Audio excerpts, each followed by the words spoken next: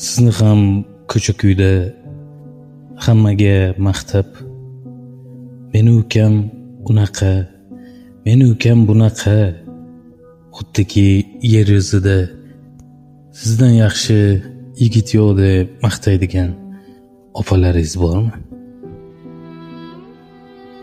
Gohida oylab xabar ololmasangiz, shunda ham xafa bo'lmaydigan, vaqti yo'qdir, ishi ko'pdir, charchagandir, balki bemordir deb o'ylaydigan opalar. Yer yuzidagi onalarimizni aksi bo'lsa ne ajab.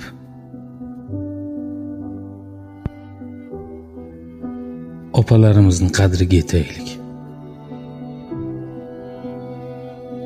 Ular bizga bir umrga emas, omonatga berilgan. Qadriga yetaylik.